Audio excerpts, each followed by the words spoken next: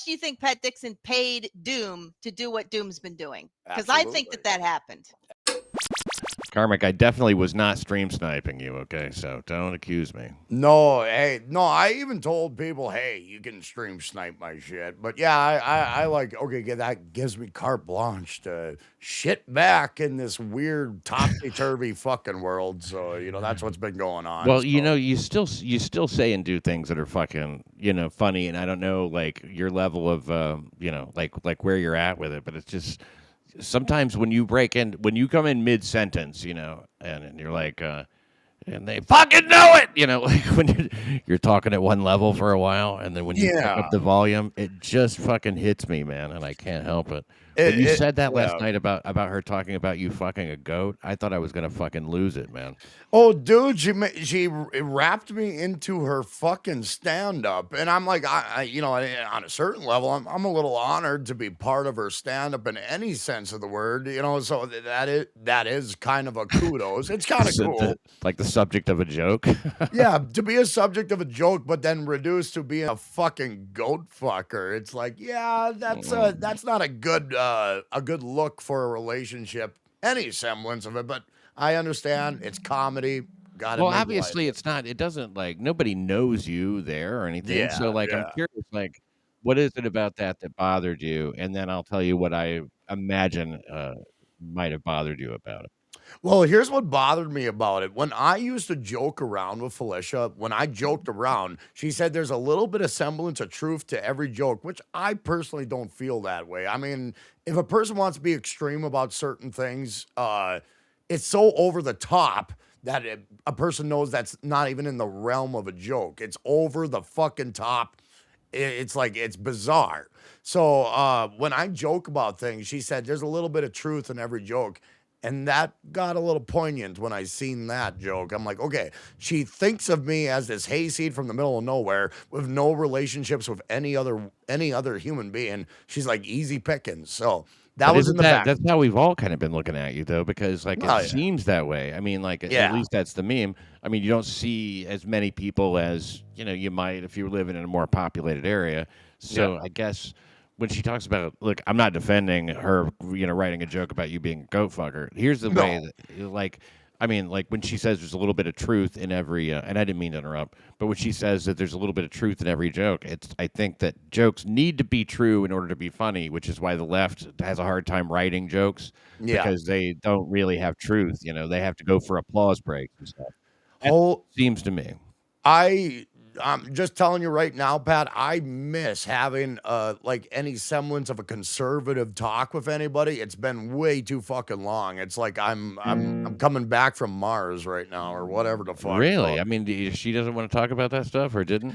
We tried to, but you know, her political claims and whatnot. But yeah, we never really breached that subject. There was always, you know, tumultuous waters to deal with. So we didn't have that. God, it was really, I had a feeling it might have been that way. Like, it's just, you can't really, we saw counselors too. We saw more than one. Yeah. And one of them that we saw said, do this, just spend a week, okay, without talking about the relationship. Just don't talk about the relationship at all. Talk about, and then you end up talking about other things, but you can't. It's just impossible not to. You know, you have to always be like, you know, finagling and working on it. It's relationships should not be a full-time job. No, it shouldn't. It should be a nice addition to any man's life. It should be a positive, an uplifting thing. Yeah, and I was looking pretty fucking hard, you know, for that semblance of positivity, but it wasn't coming through. Yeah, you have to look. You have to look at the pussy to bullshit ratio. Absolutely. And here's another weird thing, Pat. Those moments where there was contention between me and Felicia, then it always ended into her wanting to have intimacy afterwards. It was weird. It was like, okay, I am all gunned up being accused of this, that, and the other thing for 5 hours. I want to go to sleep early. And then here we are at 5 or 6 in the morning, and I'm listening to her, this one-sided dialogue. Because then I know if I say anything, it's going to be shit. So even now, I worry about talking about that because of all these, legalities. Well, just don't break the law, and there won't be not? any problem. I mean, look, that's one thing. I know you say you mentioned. I was watching just now. You said you were afraid of her, and like that's really a legit concern. I mean, like I underestimated her, multiple times. Like I never thought that she would like try to boot me out of the car. And then I never thought that she would ever do it again when I told her, yeah, don't ever do that again.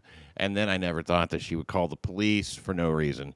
I never thought that like she would swing back a year later and try to get on MLC and try to like ruin my reputation. There's so many things I never thought. That's why I eventually said, look, hey, if I come to an untimely death, this is the direction you should be looking in. I have had a woman try to murder me before. Well, yeah, and you're understandably jumping from that point forward. I can about imagine it's probably a brutal experience, and yeah, I totally understand. And here's the thing: the counselor would say, "Hey, for this week, would you guys have open dialogue with each other?" I'm like, "Yeah, sure." So when I tried to partake in that, she put a stop to it. The next week, the counselor said, "Hey, why don't you guys give each other personal space?" And here's what I did. I just did my thing, and I gave her open invitation to always come and talk to me. But she used that as a crutch, saying he's not involved with me anymore. And Wait. The counselor said give each other personal space, but then when you would take personal space, she would say that you're doing it wrong. You're not involved. Absolutely. And every single week it would go from a suggestion from the counselor and how she would contort it into me being the negative one in the relationship. And I felt like it was lost. It's like a well-rehearsed thing she is doing with me. It felt like she's done it before. You know what I mean? She's considered outcomes, Yeah, and absolutely. Did you say that look, you'll never convince me that she doesn't game everything out like that. Like, she wants to be able to say later that she encouraged you to go, right? So like that's why she says it that way. That's why she does it that way. It's like it's amazing how committed to that reality, she is. I mean, she has to do a lot of thinking. And I told her one time, I said, I think you're almost too smart for your own good. And she looked at me really funny. She goes, that's what my mom used to say. Like, interesting. Interesting. Very, very. And yeah, I agree. Like that is the sentiment. She's too smart for her own good. And she even says, I'm like a detective. I called her Columbo. I'm like, she can fucking deduct anything and come to a conclusion while it's not on the money. But she is heartfelt and sincere that is where it is, and you can't tell her otherwise. And yeah, it's a vicious circle. Well, you're never gonna if she was Columbo, there would be so many fucking arrests. I mean, it would be. She's just like, I just know, okay, I just know, lock him up. Yes. I mean, like, she is, here's the problem with her being a detective, though, is because she starts with the conclusion and works backwards.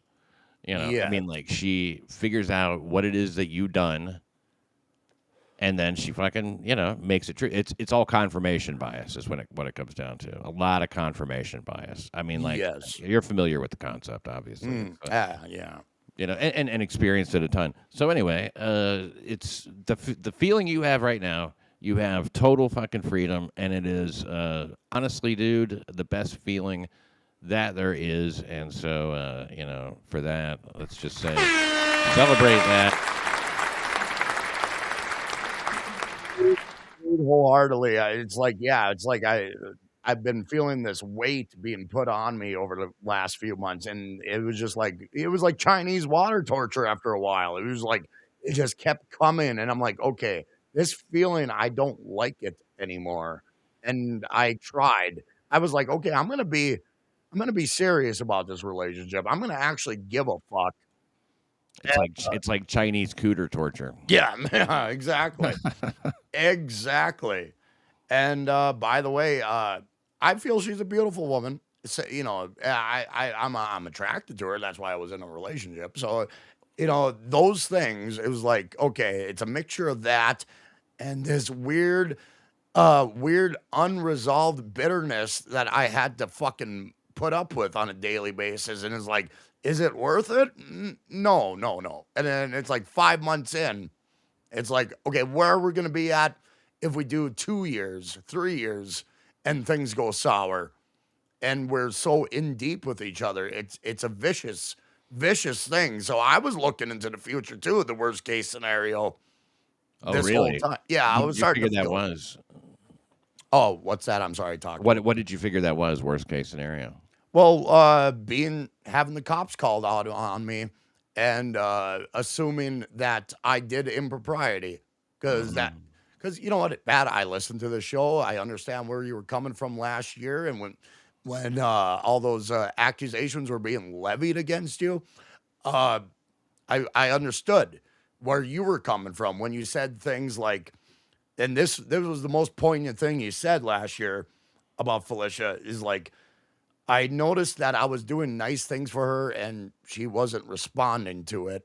Like, you know, there was moments where you started noticing just an attitude shift towards you where like there was just nothing, no feedback, no emotional feedback for you doing nice things to her.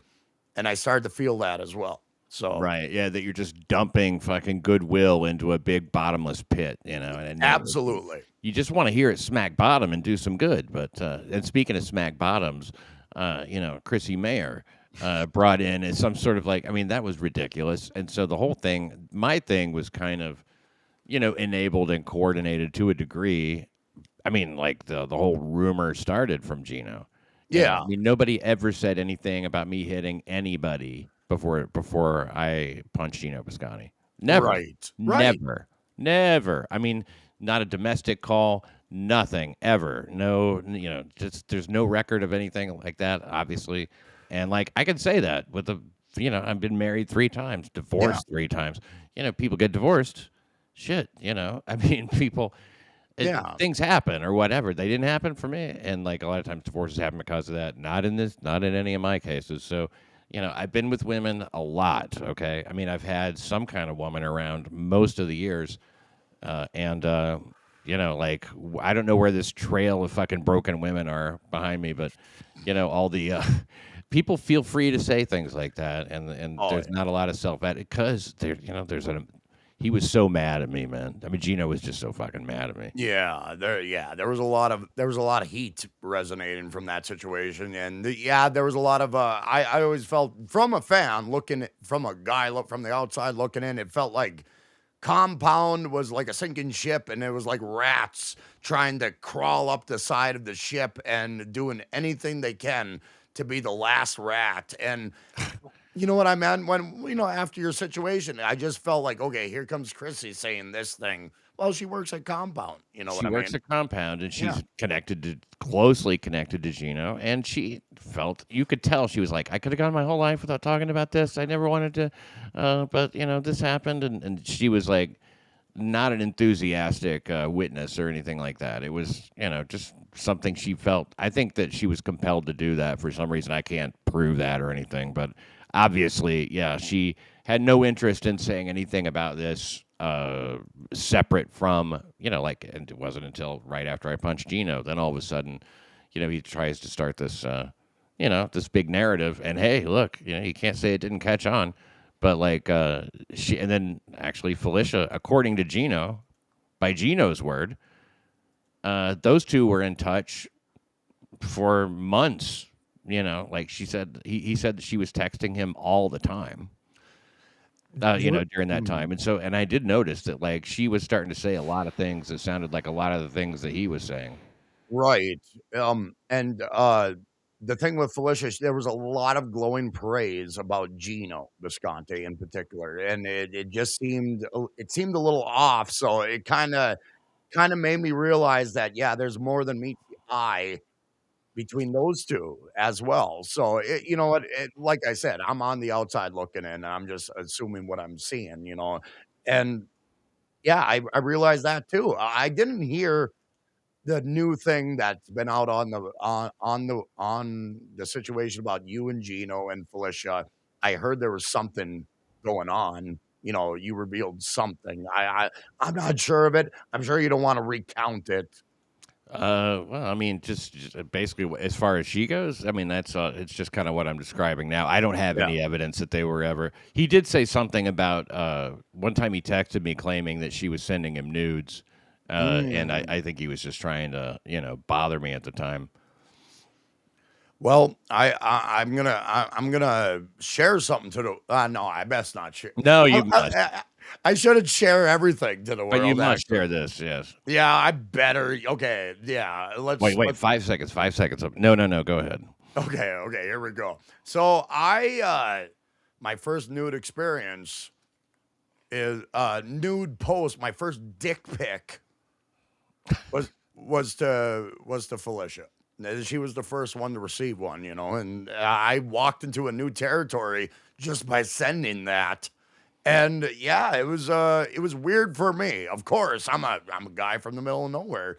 Here I am, and I'm like, what am I doing? But did you send it electronically, or did you like put it in an envelope and mail it to her? No, not quite. Not with a wax seal pressed in. No.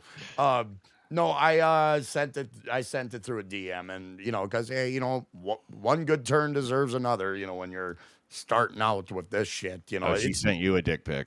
Yep, that's right. And then, goddamn, holy shit.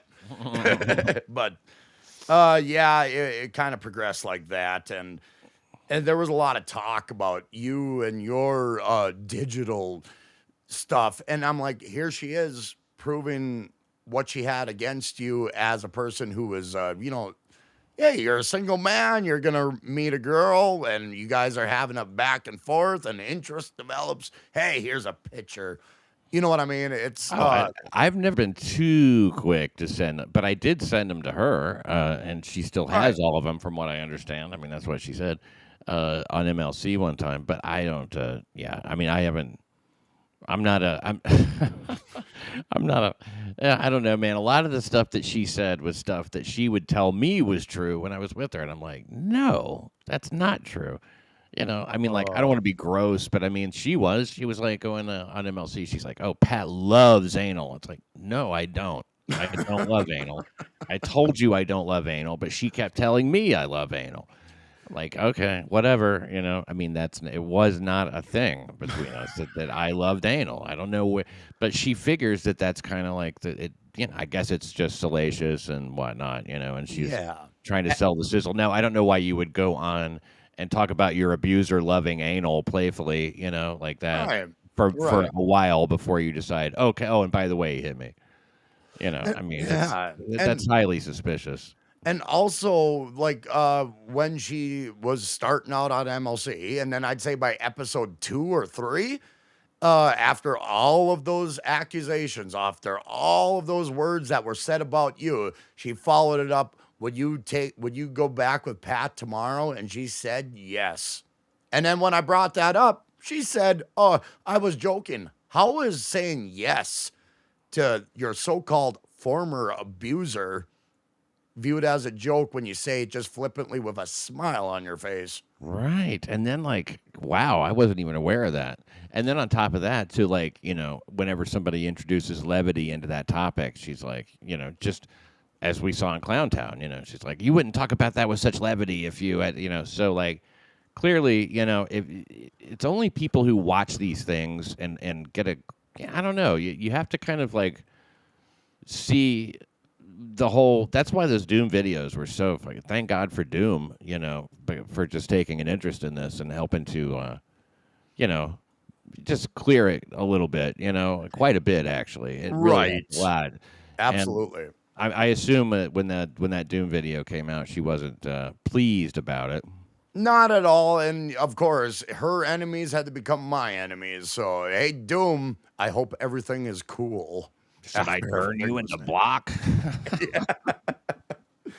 Yeah, it was kind of I was like, hey, Felicia doesn't like this person. I gotta be committed. I really tried, and then it didn't come from a genuine place because it wasn't an offense to me. You know what I mean? And I felt that you were probably like kind of sick of hearing about me so much that you would go on stream and be like, "Fuck Pat Dixon," because it would be, you're just sick of it being part of the conversation at all. You're like, "Oh, I'm here now. What are you talking about?" There was a lot of conversation, and you know what, of course, no shit on you, but when you're in a relationship with a woman, you don't want to hear about your ex every 5 fucking minutes either, So that there was a lot of that talk going on, a lot of me just putting up with, oh, we're talking about your ex again, okay. Can we talk about a relationship maybe? Can we kind of listen to the counselor that you value so fucking highly? Can we do that? Or should we just talk about, these problem areas? Is that what the counselor would say? Like, maybe you should cool it with some of the fucking.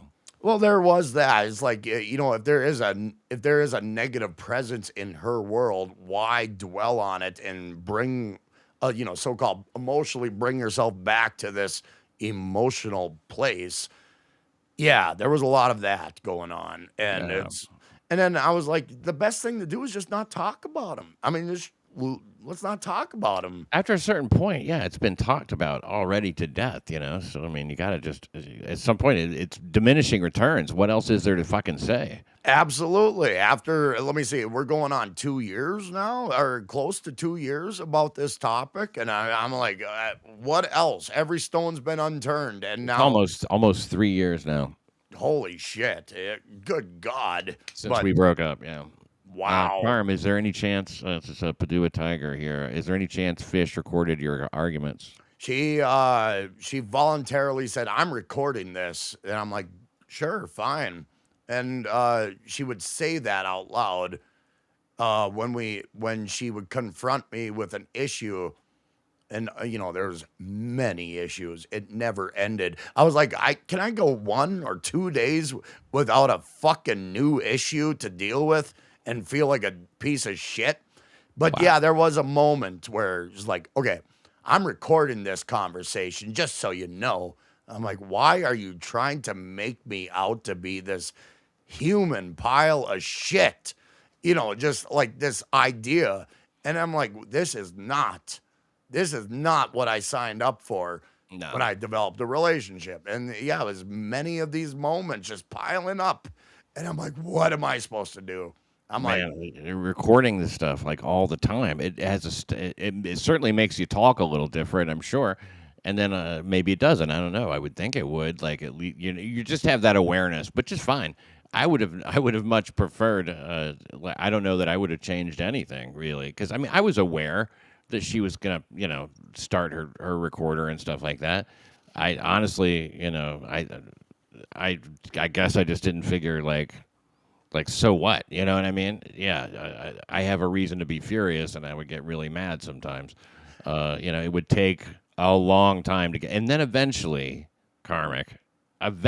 it just really didn't work anymore. Yeah, like I would see it, and I would go, "Oh, that's an intentional provocation." Take a breath and go, "Okay."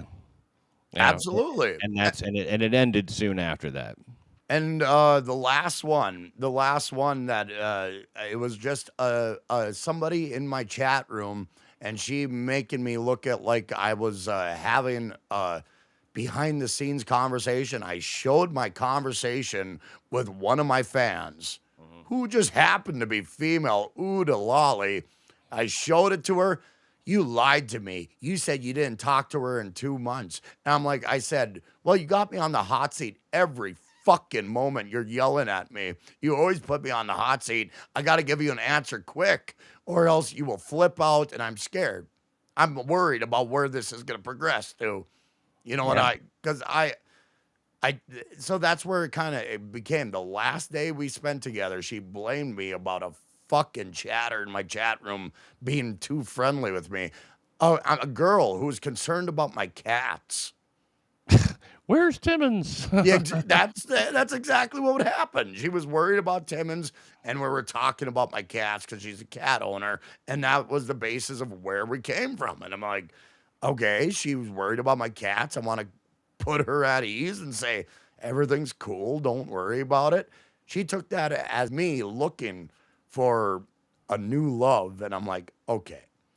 I'm trying to develop something with my stream. If I can't fucking develop it, if I have to be under any other boss after going through the corporate horseshit world, if I have to look at Felicia as a boss, then it's like this relationship's done. So I knew it from that point on. But then the twist ending, it turns out that Timmons was fucking that chick.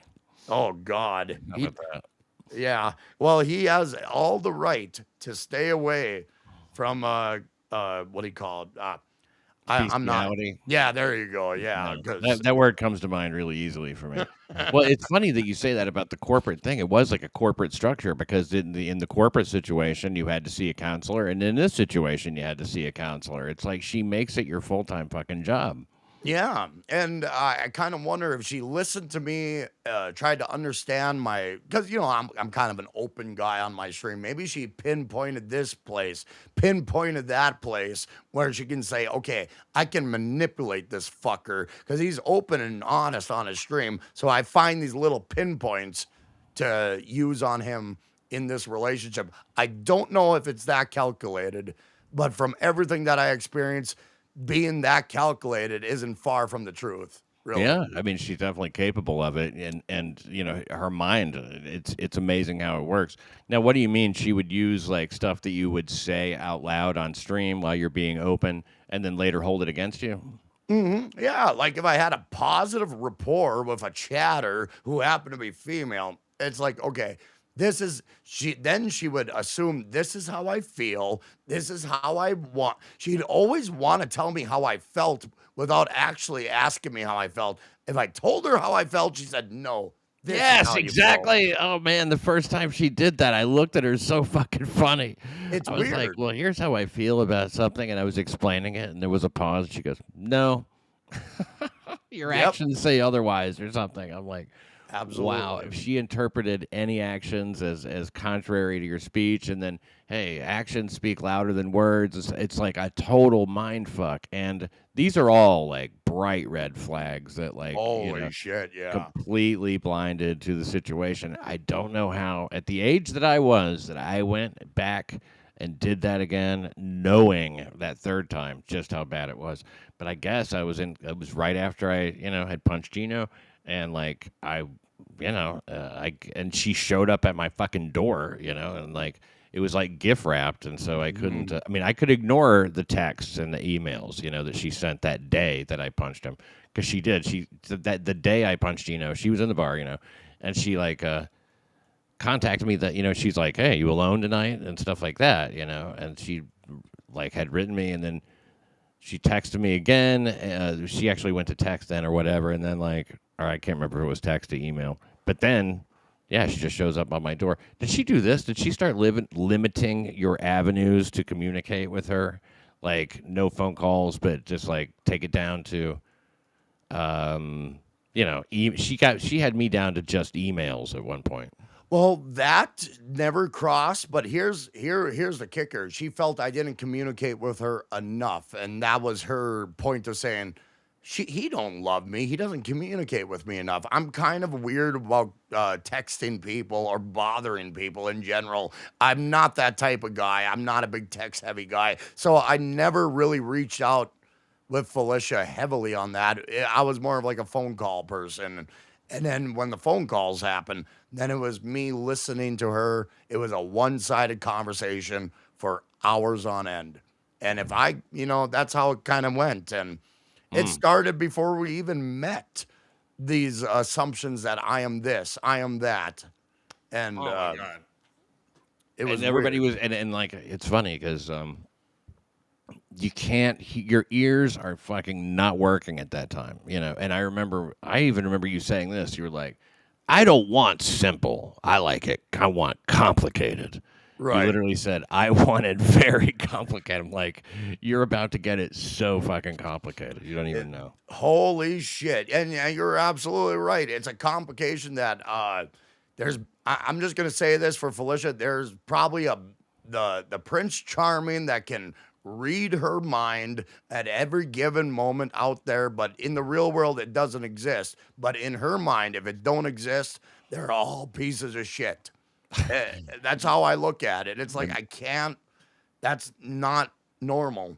It's not. It's not a healthy perspective to have on the whole deal, is it? Not at all. And wow. Yeah, but you think like maybe there is that, but look, I'm a loser. Okay, I can see why. I don't even know why she dated me to begin with. I mean, I was very nice to her, but I wasn't gonna like fucking, whatever. It just wasn't gonna happen.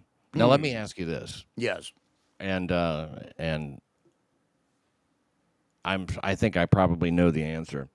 Could she make you feel totally confident and inspired and just like the man when she wanted to?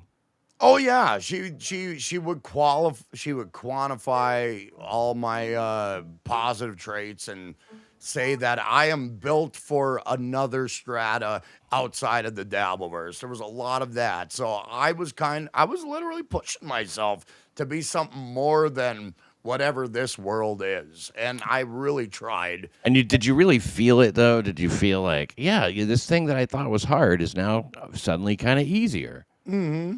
I remember when I wanted to go busk on the street. When I had mentioned that, but I thought, there's certain things, and I don't know if I want to really do that. Yeah, I had kind of there's an aversion there. You know what I mean? Going out on the street, setting up a fucking piano and claiming that you can play it. And like, in Manhattan, who gives a shit, right? But, you still got to get over that hump. And, her support, something about the way she talked to me about it made it seem so fucking possible and easy, right? Right. But then after that was it. I got that one boost, and then she just was back to whatever. Yeah. And it was, and I know believe me, man, like I know I'm not a healthy person, and sometimes I'm looking for too much fucking, boost or affirmation from the wrong places. This should all come from inside. I fully understand that. But there is something about the support of somebody that you do love and like and respect that, can, if you do have some of those weak spots, just help get you over the edge every once in a while. Absolutely. I mean, you're with that person, and when that person has some positive affirmation for what you do, it can actually, it can be a positive thing. And I got that with the character work that was Caddy Z. Once I debuted that character, that was a character that was developed between me and Felicia's talking. So okay, we're gonna talk about Caddy Z at some length in one moment, but if you can hang around for a second, we'll be right back in just a minute. Don't go anywhere. Pat Dixon will be right back. You have a Psycho X who threatens lawsuits over nothing? They throw paper. I throw power. I turn drama into dismissal. I break baseless claims like bricks. I'm the jackhammer, and I hit harder. Call 1-800-JACKHAM, day or night. Thrill World, where the fun never stops, even when it should. Investigators say strange noises have been coming from beneath City Hall, and the mayor doesn't want you to know why. We'll show you what we found under his basement at 11.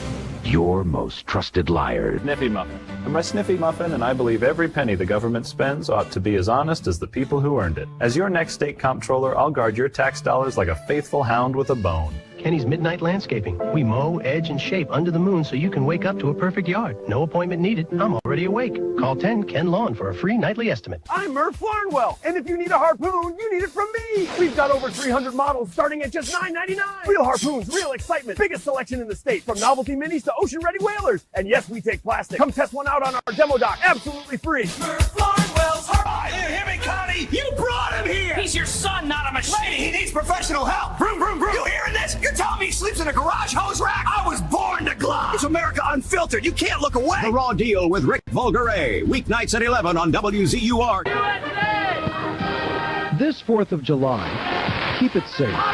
Keep it legal. Keep your eyebrows. Fine, they're the small ones. Because freedom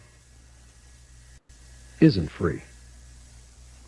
Folks, strap in, because tonight, this one's gonna burn. You want to see what they stuck inside me? That's his double right there. Perfectly viable replication. A scientific first. Only on The Raw Deal. Go away. The Raw Deal with Rick Vulgaray. Weeknights at 11 on WZUR. Hi, folks. I'm Pooter McPaster, inviting y'all to the annual barn dance this Saturday night right here at the Langry-Annickman Auditorium and Supper Club. Bring your partner, bring a dish to pass, and we'll do a little dancing, a little laughing, and probably a little embarrassing ourselves. Pooter McPaster's annual barn dance where neighbors...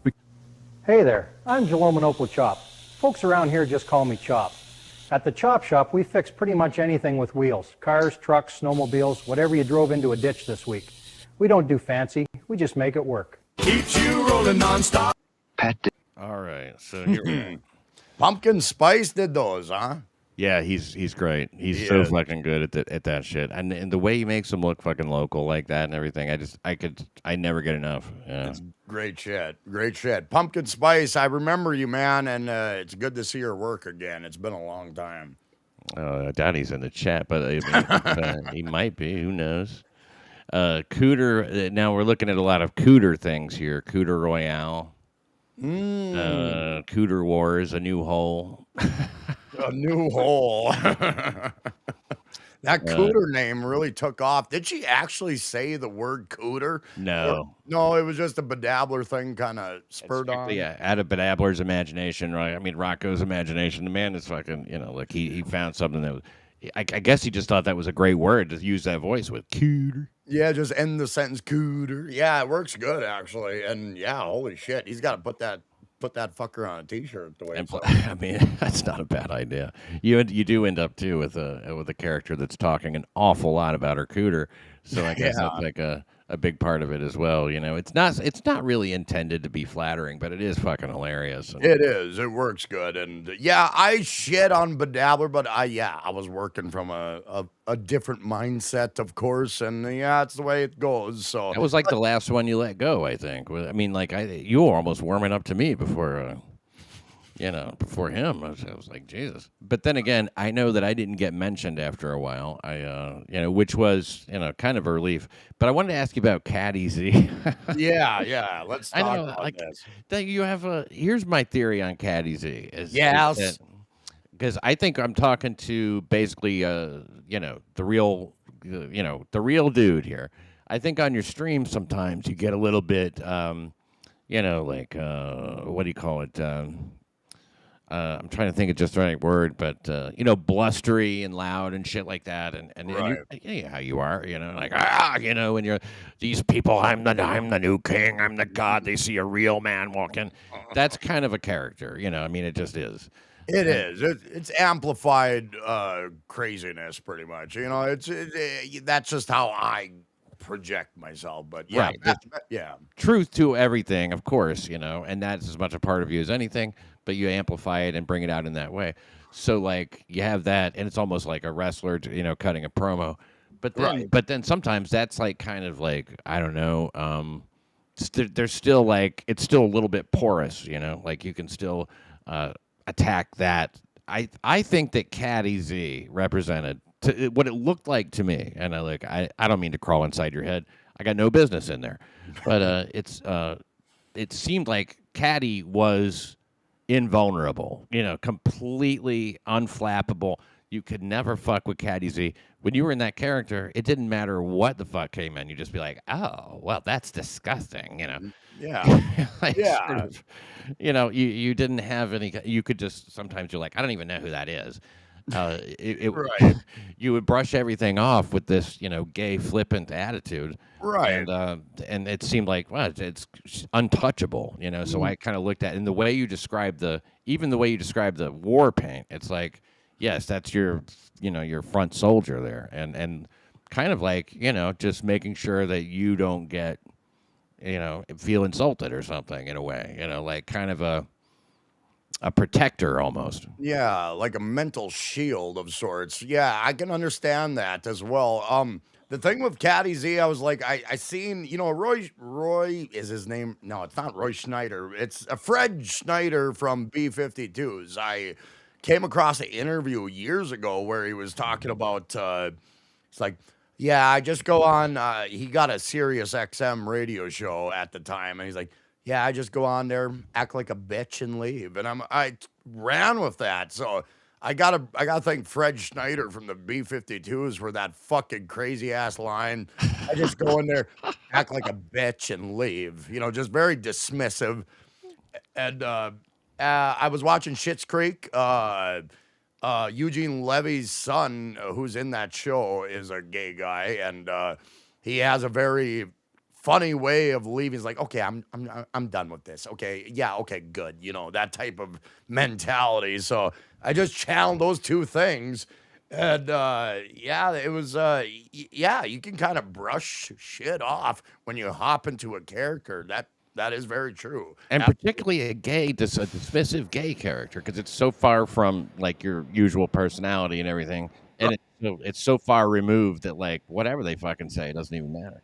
Well, that was Felicia's take. She's like, nobody will expect you. You got the gay thing being levied at you time and time again. No one will expect you to just come out and be a fucking gay character. So there's part of it just like playing into all those assumptions with my disco shit and all that, you know what I mean? And my dancing and my carrying on and my gay neck when I dance too, which is having sex with men and all that, yeah. But like, no, we made fun of your dancing a lot, But I mean, of course, man. Who could do it? I to me, it's fucking fascinating that like that's that you've made that a part of your show. But people seem to really get into it. And you know what? Here's the thing: you get a lot of women fans that way. They like shit like that. They do. I have seen like the female side. They like me being vulnerable, and yeah, I've had my fair share of vulnerabilities, which is not a good thing if you're going to be a person, vulnerable on a podcast. It kind of leads people to think different of me, which has been happening quite often in the last year. But yeah, you mix booze with talking for hours on end, vulnerability will happen.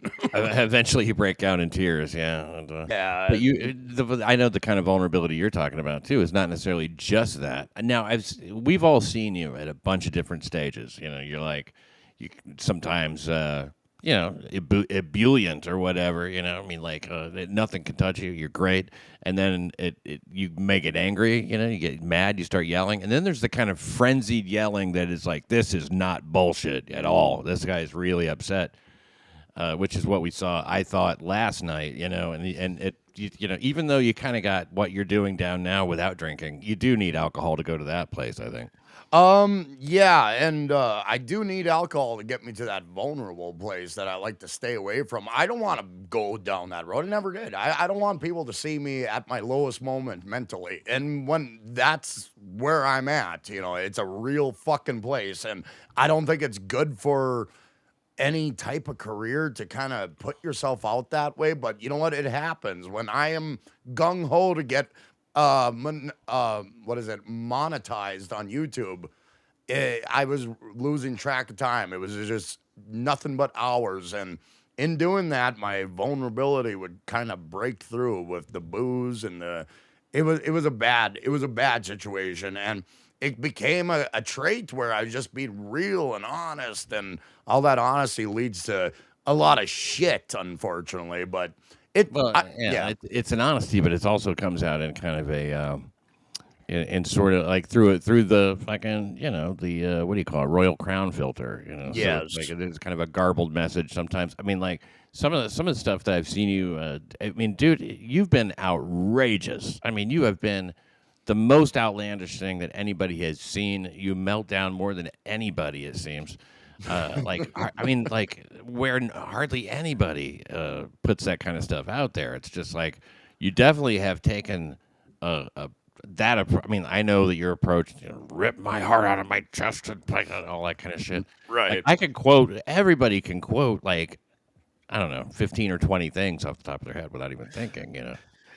Yeah, it's been a wild year of me just throwing, literally. Yeah, it's like, you know what? Hey, Pat, you've worked on an act, you worked on a comedy, you've understood what it takes to, keep a crowd entertained. I've never had that in that respect. I've had it musically, but I've never had it verbally. And in doing that, it's like, okay, I'm not a funny guy, so I'm just going to give whatever the fuck I got, because it's like, I looked at it as like, this is my one shot. This is my one shot to make my fucking way this year, and holy fuck, man.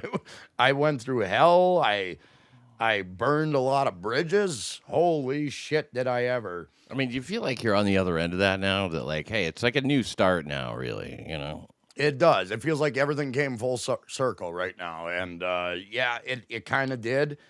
And I you know what? I apologized on my stream, but I want to apologize to you. I also want to apologize to Taz. I'm sure it's too late at this hour. But I did go places early on and say some horrific fucking shit about you and Taz. And it was unforgivable. You didn't deserve that. And I went there. I went over the top. I've said some horrible shit. And I just want you guys to know that I am a guy who is just trying to make it work. And I am trying to do the best I can. And I know that it's probably not going to make me look good in the real world that, hey, this is how I feel about people that I have respected over a year and a half. You know, it's not a good look, but I'm a Kevin Brennan fan, and it made me down that road, and I was trying to rationalize what he felt about the situation, and I tried my best, and it led down a very dark path, and I never really felt completely that way. It was just me making the best I could. Dude, and I'm just being real with you. I accept your apology. I'm forced to accept your apology. I cannot deny your apology because you're far too popular. So I can't. No, I appreciate it, man. That's very nice, and it is appreciated too, because I think, I mean, it would be, I'd be lying if I said I didn't agree with everything you just said, about like a lot of stuff that came out of your mouth. But I did know that it was partly, a business thing and partly a romantic thing. You know what I mean? Like, I just felt like, as far as Kevin goes, you did go over there and you spoke your piece a few times, but you were becoming kind of an outspoken sort of, fan of mine and supporter of mine, and that was not going to jibe with, what you needed to do over there. So I was just like, dude, like, go over there. Don't worry about it. I just, I didn't want it to go to the other place. I mean, like, I think that some of the guests that Kevin has on now, whatever, it's I don't think it's a golden era right now for MLC. No, not by a long shot. Yeah, I definitely agree. Forgive me. But I'm feeling the same way. And to a certain degree, I don't feel like I was necessarily the best voice on MLC. I mean, I always felt that way. I think Kevin was more fascinated with me just being a Minnesota guy from the middle of nowhere, where he could play with that idea. And I think that's all I was kind of providing for MLC. And when he went against me after going on Stuttering John's show, which Felicia wholeheartedly thought was a great idea for me to elevate my brand. And she never gave you an idea that, like, did like later you kind of amended that to say, well, she said go on, do 20 minutes, ask for money, all that stuff. I mean, did that happen just like she said and you forgot? I did forget because Stuttering John asked to have a drink with me, and I'm like, okay, I'm an old school Howard Stern fan. Stuttering John was part of my life. Right, I heard you explain it before. Okay, I just was wondering if that actually occurred like that, or if she just said, no, just go on there. I mean, I didn't want to think that she was leading you intentionally down a bad path, but no, she did say exactly what you were saying. Give him 20 minutes, ask for money to stay a little longer, all that stuff. But yeah, when I get wrapped up in conversation, I don't even think about money. I'm like, okay, let's just do this. Let's have it out. She did have a little foresight. Ask for money, and I'm like, yeah, that's a good point. But of course, when I'm pretty much new to this, and I think my what I didn't know about what this whole podcast thing, it kind of led me down a few dead ends here and there. So for sure, yeah, and look, I mean, whatever. I thought it was. I would with in any other situation, if it wasn't Brennan, it wouldn't be considered such a fucking crazy move. It's ridiculous. I think the amount of loyalty that he does try to secure from people. I mean, like, no, you just you've set your value at 0, so I pay you 0. It's like, well, nobody really asked you for money to begin with. But Bob's Old Teeth, $5. Hey, Bob's Old Teeth, how funny would it be if after all this, Melton disinvited Karmicx from Las Vegas? Promo code Karmicx is now in effect at Hackmania.com, people. I'm just saying it's in effect, so that's what's happening. Yeah, congratulations on that. You're going to have a blast. Vegas is a lot of fun, and Hackamania is a lot of fun. It's you'll really enjoy it. That is a fact. I know you will. I had a great time doing it, and I slept through most of it, as everybody knows. Right, yes. Yeah, I was asleep for my show. Here's Doug Nelson. Hey, if you had a cooter like mine, you talk all the time about your cooter, too. Doug. I guess I would. I miss Doug, too. I haven't seen that guy in a long time, and Doug's good people, and that's a fact. So, do you sort of like, after not seeing anything of me for a while or anything of the show and all that kind of shit, and thanks, Doug, and thank you also, Bob's Old Teeth, do you feel like, I mean, you sort of forget what somebody's like? Is that true? Yeah, you do, but when I did my Kevin Brennan impression, I could sense a little bit of Doug's, because Doug's got like a naturally deep voice, and when you do a higher register, it's like, you know what I mean? So when I did the Kevin Brennan impression, I was like, God, that sounds like Doug to me. It's just, trying to bring a low register voice higher. It's like, almost, and it brought me back to Doug's voice.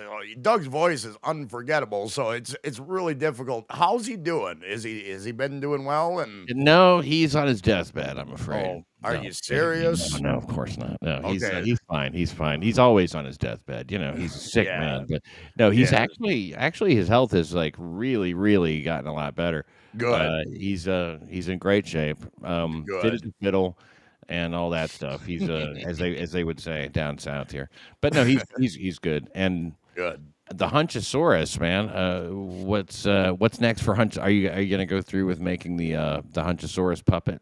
I put a lot of talking into it, and then now I bring up the hand with the mouth. It's like, okay, now people are gonna get used to this shit, and then once I add a fucking rubber puppet to it, they're gonna be like, bring back the hand. So you can't really please these people regardless. So yeah, I'm thinking about it, and I think maybe the best way is just buy a fucking rubber puppet and glue on some beard hair and a dinky little hat and glasses, and hey, you got Hunchosaurus. But you got a way to get to a Hobby Lobby or something? Yeah, that's another thing that me and Felicia did. We went to Hobby Lobby a lot and got myself the face paints for Caddy Z there, by the way. Yeah. I'm trying to think if we ever went to Hobby Lobby. I know we did. We went everywhere. It was fucking ridiculous. I mean, like, anyways, just here's a good way to get that done, man. Say, give yourself a deadline, and go, yeah, I will have some sort of puppet by Tuesday, 6 p.m. or whatever. You know why? Because the perfect is the enemy of the good,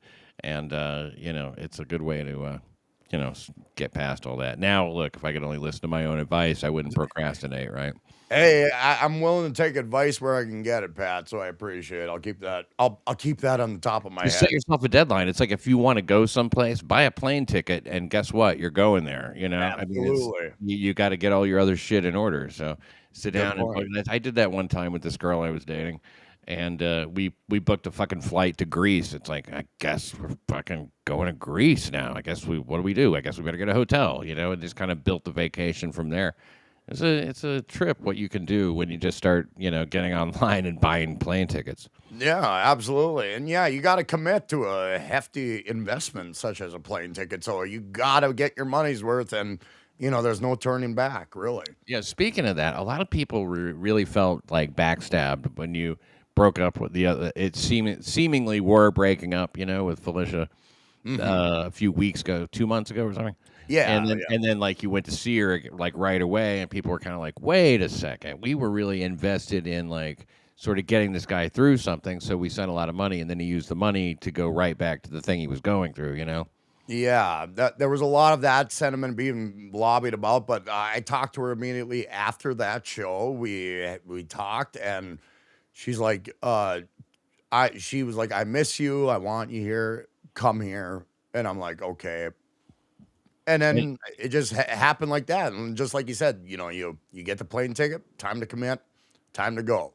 So that happened. But I realized that particular show would be held over my fucking head from the time I landed in that respective area. When I got there, she held it over my head since day fucking one. So while she wanted me there, she wanted to keep that in my mind every fucking day, that show. Oh, she wanted to punish you. Yeah, and I knew it but I was like, okay. I mean, it's cool. I enjoy traveling and visiting her and spending time. Oh, wow. You knew that she wanted to punish you before you went. You had that feeling. I had that hunch, no pun intended to Mr. Melton, but oh shit. And by the way, what are you doing? Melton was the one that kind of triggered me to do that voice. Oh, really? That's great. What are you doing? Yeah, I forgot.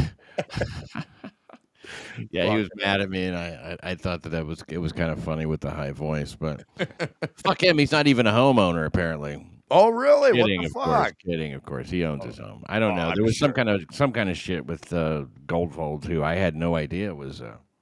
He was referencing the fact that Goldfold was really a lot more up in his business than than you might think. Right. Yeah, it seems like Goldfolds has a certain understanding, but yeah, Goldfolds kind of approaches me a little strangely on my particular stream, but I really don't know. What is he nice? Far from it. Really juvenile on his takedown of me, and it's like, okay, but thank you for your money, Goldfolds. Send in another super chat. It's your dime. You know what I mean? I was like, let him do his thing.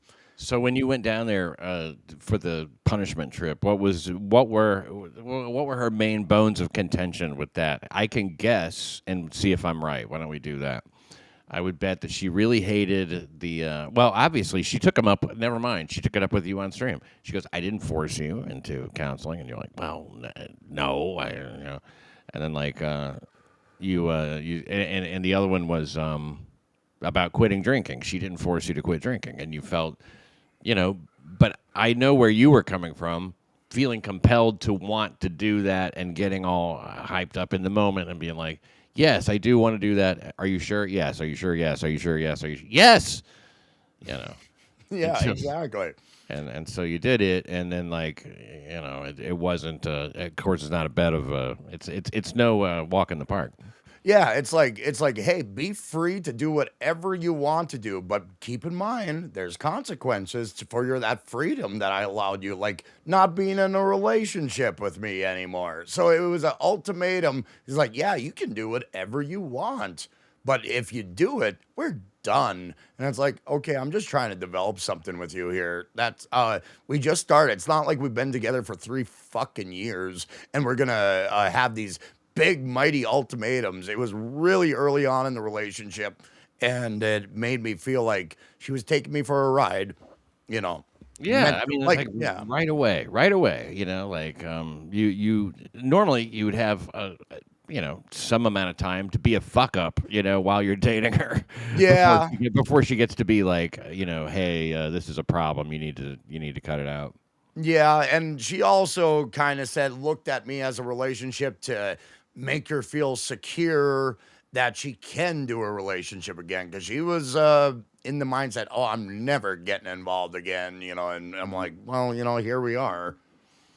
Yeah, I mean, it just doesn't work that way. I mean, no. But when she said, I don't want to be involved with anybody who is like an alcoholic or an addict or something, she knows that quitting, it doesn't cure that. You're still that. And then the hell of it is that you do all that work, you make sure that you don't do these things, and yet you still get credit for being an addict. So you get treated the exact same way. Exactly. It's not worse. Mm-hmm. And within the first week, Pat, she said, I am following a trend. And I'm like, okay, what's this trend? He's like, every relation I'm in with, it's an addict. And then that's what brought me to this point, like, well, why are you with me? Why did you start this relationship when you knew fully well what I am? And it doesn't make sense. Why did you engage in this relationship with me if you have all these reservations about continuing a relationship with you. And all these reservations just came up all the time. She's like, because I wanted something in my cooter. Yeah. I needed something in my cooter. Oh shit! Yeah, it's wild. It's a wild ride. You know, it is. People do. It's. I think that it's like, it's different. It's the worst breakup I've ever had, and I had a woman try to shoot me. You know what I mean? It was. Yeah. And it was worse because it's, you know, these things coming up a year after we have had zero contact, and I've said nothing about her. Nothing. I even tried to sell it to myself, Pat, that she cares this much about a relationship with me that she's going to overanalyze every single thing. Because then I started to sell it to myself. Yeah, that's because she cares. You know what I mean? It's like she cares. And I tried to sell that to myself. And then after everything I did being under that level of scrutiny, it's like, how further down this rabbit hole, this abyss can we go? You know what I mean? It's and there's no destination in sight at this point. No destination whatsoever. It's just it's oblivion. Beyond here lies nothing. Absolutely. Look, it sucks too, and it gives you that. Look, we don't have to fucking focus on all that shit too much. But this other relationship you had, you actually fucked this girl. Yeah, over a course of a month, and confidentially, she was a little older than me. I was 30. I was like in my what age? I was like 34, 35 or something like that. No, younger than that, 32, and she was 49. Oof. Yeah, she was up there at that point, but gross. I know, but she was she was a former cocktail waitress, and she looked the part. She had the fake tits, and she had a nice ass, nice shape, and except her elbow didn't work because she was a waitress and holding it up, so she couldn't go on all fours, so it made it a little difficult, you know. Oh my God, she had to be a tripod, man. That's way off balance. Yeah, she was just. Oh, she was leaning into her shoulder. I'm like, yeah, you don't look comfortable here. She has to walk in a circle. Oh, pretty much. You got to put her right against the wall, man, and then you can just bang her head into the wall. Excuse me, sorry, the real me came out. Oh, jeepers! You mean heaven forbid a show that cracks jokes? You know what I mean? Heaven forbid a joke was made. Well, you know, like especially on this show, we like to keep it comedy free, strictly psychological talk, you know, but it's interesting to think about the woman because she was 49 and she was like on the run from the law or something. Yeah, she first off, she got a divorce, and it was a very wealthy crane operator in Miami. So that was happening. She got through that divorce. A wealthy crane operator in Miami. Okay. Yeah, so you'd figure out a crane operator in Miami has got to be making some bucks. But yeah, so that divorce happened, and she was missing her front tooth, and she said her husband slammed her head against the headboard in an argument, which led to the divorce. So, sympathetic as me, as I am. But well, I'm not going to turn down pussy just because she got a fucked up grill. Oh, fuck no. She looked like $1 million. She didn't look like a Minnesota fucking, type of individual. So, not to put down my local women, but that doesn't they're help. all ugly as hell, we know.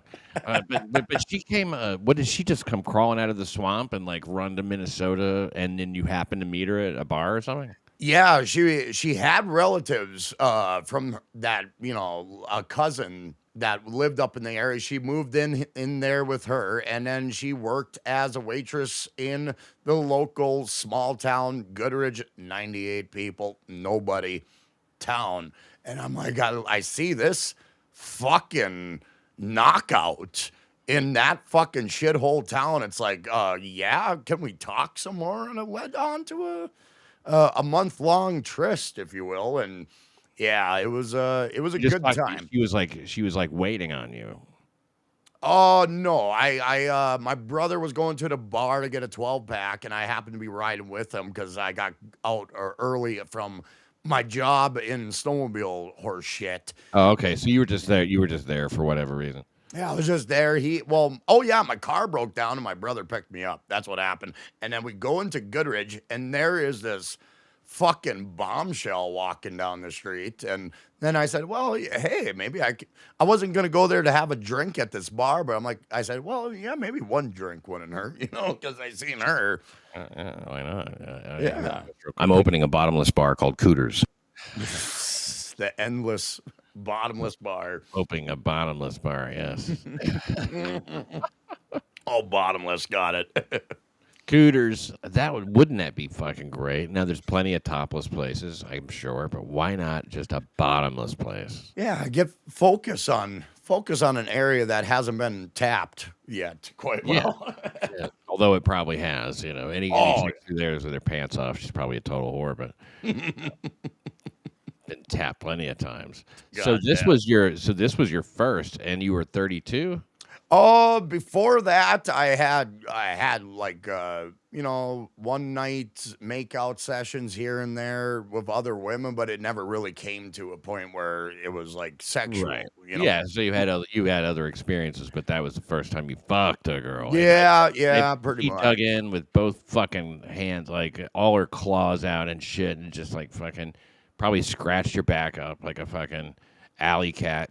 Yeah, and before that, I got in blowjobs, but that's, there's a lot of demure women in my area. They're like, we're not gonna have sex, but I'll give you a hand job. I'll give you a blowjob. I'll blow you, Oh yeah, I got good strong arms from all the from forking hay. You see, I could give a good HJ. Oh yeah. Yeah, no problem. Sure, yeah. The most agreeable blowjobs that you'll ever get. Absolutely. Nice. That sounds real nice. I move up there. Yeah, look, the women down here. I'm done with women, by the way. I got, I'm not just saying that to be dramatic. I haven't even considered a move in that direction. And it's, you know what, man? It's like sometimes you sit around and go, damn, if I ever think like, man, I'm kind of lonely, I just think like, oh no, I am totally. There's no one around. This is great. Compared against that high tension feeling of somebody actually being around. Absolutely. And it's like, okay, is there the perfect woman to be around 24/7 that you can have a well-reasoned life with? Does that exist? I don't think it does. I think it's I think creatures are meant to be a little bit have their own fucking space. Some people need people. Me personally, I'm just like, I can do my own shit. I don't need a support system. Come on, you need people. Yeah, maybe to a certain degree. But I think you do. I think that you benefit from it. I know that I do, and I don't like. I'm sort of like my ex-wife a little bit. She used to like fucking get miserable and depressed, but then when she would go out and just like talk to some people and stuff, she'd be great. But then she would like 5 days in a row not leave the apartment, and it's like, Jesus, she would get so down. That's how important people can be. It's, look, it's not a bad thing. And maybe it's a need that you haven't really even fully explored or what. I don't know. I don't want to sound like a fucking... it's like it's a good thing to have friends. You know what I mean? It's not. I noticed that's one of the things you're very critical about. Like all these men getting together to talk about me and talk about. It's like, why do you say it like that? I do say it like that because here's what I look at. I was like, okay. Yeah, it's the world versus me. I keep that mentality. I enjoy having that feeling like, okay, it's just one man versus the world. There's something that feels, I don't know, gives me a fucking boost maybe mentally when I feel that way. So I do like going up against several men instead of one man with one viewpoint, because several men are getting together with their multiple viewpoints shitting on me.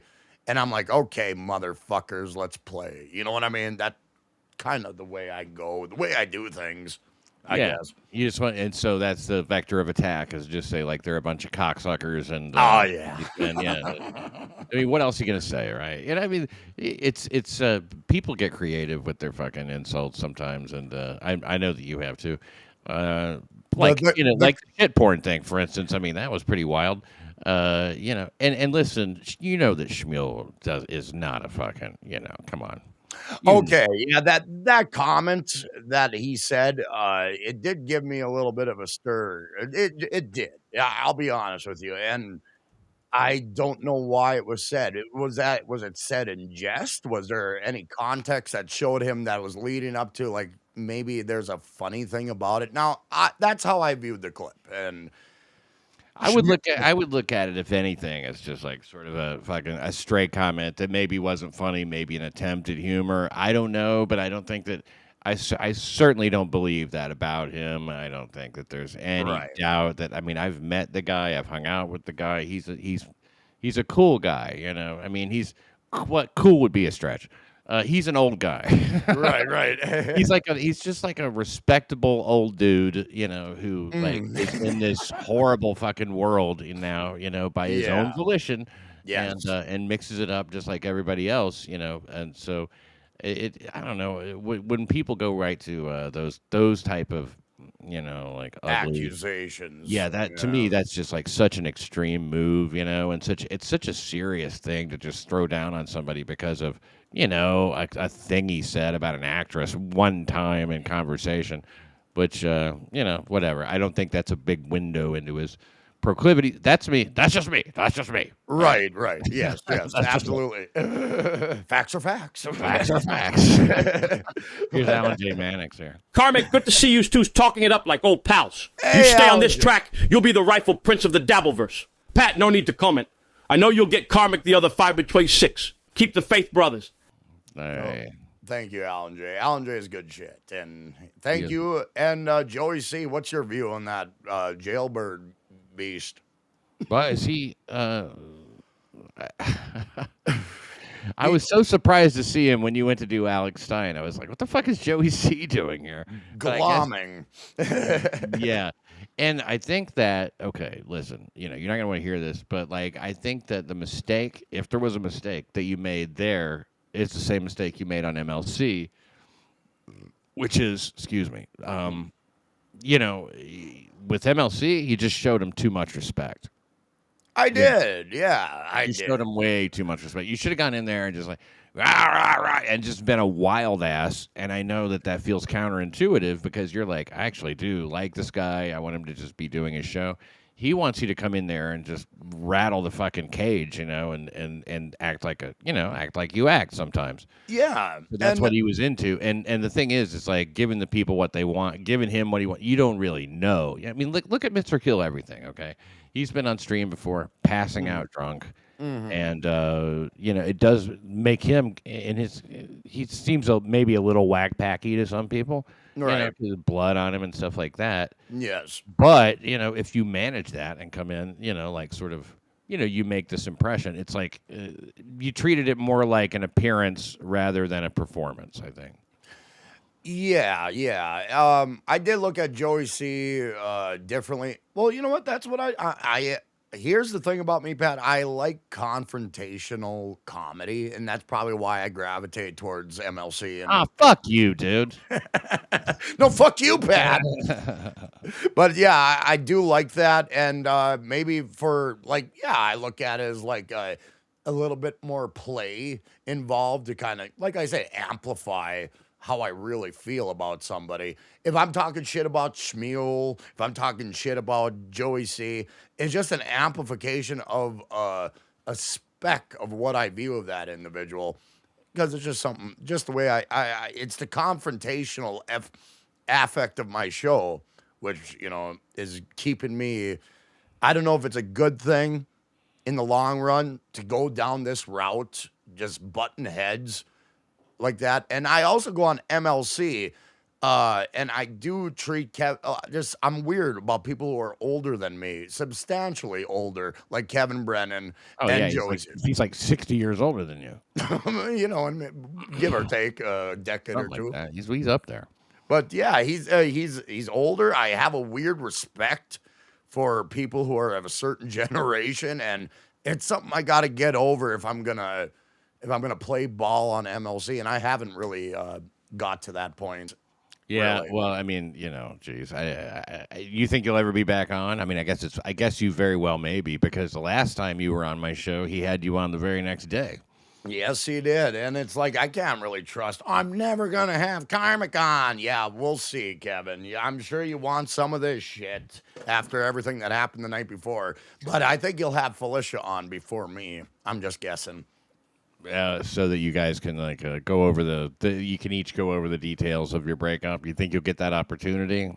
Well, I guarantee you, she's gonna say, "I will be on that stream, but not with Karmicx." That's a deal breaker. Same thing she did with you. She ain't gonna confront it. Right. It's like you get no chance to really, directly address your accuser. Which is sort of. Look, it's not the criminal justice system. We don't have all these fucking Magna Carta protections and shit. But damn. I was over on Rumble, going like, well, fuck. But look, I mean, I don't want to get into all that now. I think it's all worked out very well. This has been one of the best weeks of my life. I hope so, Pat. You deserve it. You deserve it. Not really, you guys breaking up or whatever. It's not even, I had, you guys being together is, I thought, great. And anybody who, Dabbler and stuff, like speculating about like me, like trying to get another turn or something is like, man, you don't get it. I've never looked back. I have never looked back and never would. Now, I know that there was a little ambiguity in that one time when I put out some stuff to get her to, just to see what she would do. Right. But, hey, Stealth Chaos, fuck off, dude. You're going to sit there in the fucking chat and run your fucking dick sucker. What are you even doing here? You're never here. You're in fucking Japan. Fuck off. I mean, you live your life amongst animals over there. Yes, yeah, absolutely. You fucking, you piece of shit. He lives amongst that moon language that those people use over there. Yeah, I don't know what planet they came from, but they're good people over there, I'm sure. Good people in Japan. Oh, of course, with their octopus fetish and all that shit. I digress. Yeah, they like having sex with weird tentacled fucking things. Right.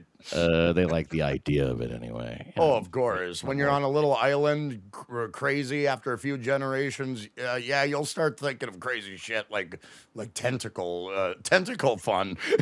Yeah, I think it goes back to the fucking, what do you call it? The atomic bomb, right? And all that fucking radiation. Some of them did grow some tentacles, I understand. Holy shit. Look at this. I predict she is on MLC tonight, and she starts angling a hookup with MKE or Chad to stay relevant. Oof. Well, here's the thing. She had reservations of me drinking, so how the MKE thing's going to work? If it works with Chad, I think Chad's in a relationship right now, so... I don't think he is, but continue. Right. But yeah, and she needs a relationship, people. I think she used me as a kind of a test marker to see if she can do the relationship thing again, and clearly she failed with flying colors. So I don't think she's. Look. I'll just say this: if you really love her and you think the rewards are really high, so high that you will sacrifice all of your autonomy as a fucking human and shit like that, if you will give your entire life to it. I happen to think that ends up in one place, and that's like, I think that's the only road that could go down. And it's not really about love; it's about control, it's about power. And I know you say you love her, and I know that feeling that you're talking about. There's like it's hard not to have an affection for somebody you've been through a lot with and had a lot of experiences with. All that shit, I totally get it, but like. When you do like you were saying, she never cared about me and all that. Yeah, probably not. Yeah. Probably not, and like I have to face that too. Yeah, definitely not. It's just or if she did, then like she had a really such an other fucking worldly way of showing it that It made me think, like, is this the type of mindset that a woman from, like, whatever, Pittsburgh, wherever the fuck, Pennsylvania, I don't give a shit, the East Coast, and I start talking about the coastal elites and everything, and I was like, it's like, why do they... elites of Pittsburgh, right? Yes, absolutely, but there's like an elevated mindset that it's like, here's the bar, it's up here, I will never reach it. There was a lot of that feeling, and it's like, okay, I got it. I won't be able to reach it. You win, I lose. So the best thing I can do is just end it early. Well, and you dodged a bullet because I mean, the longer you stay, the more it fucking the harder it is to extract yourself from. I think but yes, like, God damn, man, you go like what when you say that there's no satisfying and stuff like that, there isn't. But where does that? It's one thing I related to that you said, and you know what? Hey, sorry if people don't like it, but like when you said like. Who the fuck are you? Who do you think you are? Right. Like why? I remember saying shit like that, like going like telling her, "What? I'm like a fucking second class citizen around here. What makes you so fucking good?" Like she's like, "What are you talking about?" Like you always think I'm doing. She would, what she said for her reason why she was above reproach, and should not be.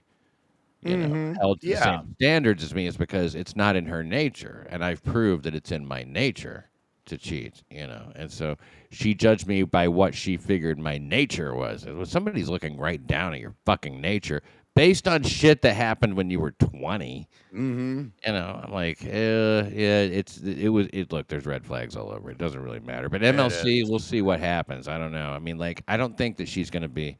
Look, if I've learned anything. There's an unpredictable nature, there. So I have no clue.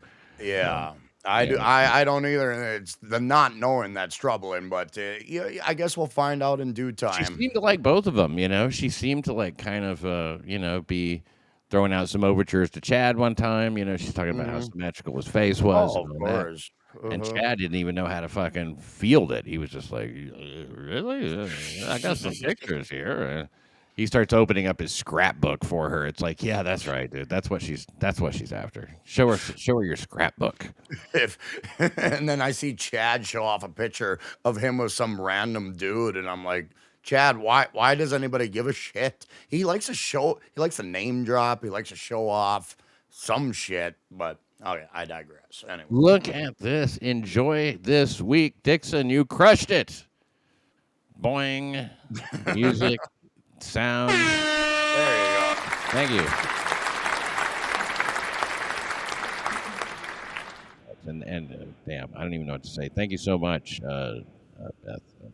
Yeah, damn. Beth Santo. They come in and they're that color. You just fucking get hard. Absolutely. I don't want to make it gross for her or anything. I'm not saying that, but like, geez, just thanks a lot. That's appreciated and. It's noted. It's not a small thing by any means, and I'm sure you realize that. Thanks again. Look, I understood the thing about the dancing wasn't about the dancing. It wasn't about the video. It was the fact that like if you did anything even approaching that and put it out in public, she would lose her fucking mind. Yep, absolutely. Simple as that. And even if you're just tiptoeing, like brainstorming ideas for the future, then she will see the negative ramifications of that idea. Like I wanted to have this thing called Powwow where I had random people just come in and just talk, but it would not be broadcasted. And she said, "Oh, so that's your way of finding women?" And I'm like, "No, no, it's not." And I said, "Do you want to join me?" She's like, "No, I don't." And I'm like, "Well, if you want to join me and be part of it, it would be kind of fun and you can see what would happen." And I was like, "By all means." And yeah, she didn't want to. She just want to stand on her laurels. She just wanted to be critical of what you're doing. Absolutely. And to the point where you were strongly discouraged from doing it. Absolutely. So I'm like, okay, can't bring up that idea. Mark that off. Anything remote to that idea, I can't even bring up. So it's like, are we going to brainstorm? Are we going to come up with ideas for the future? Are we going to do this planning for the future that she wanted to look for in a relationship? No, because she wanted to shut me down and keep me quiet so I could listen to her till 5 a.m, bitch about how I am a piece of shit for no reason. Oh boy, yeah, man, it's I'm shuddering, man. You're making the hair on the back of my neck stand up and everything. I recall there's so many nights like that where it's just like, oh, this is just sheer craziness.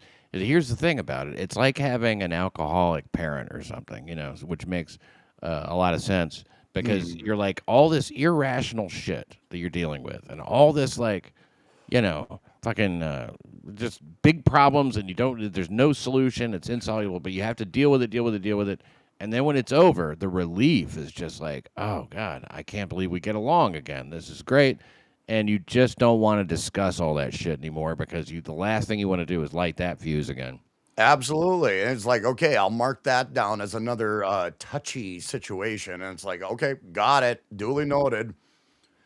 Hey, Onion it up, $4.99. Thanks for the fun show tonight. Thank you for the fun show tonight. Appreciate that. That's very kind of you. I'm glad you considered it that way. Chad is next on Felicia's list, says Josh from Jersey. She's a sucker for the symmetry. She's got a very symmetrical face. I've got a rather unsymmetrical face.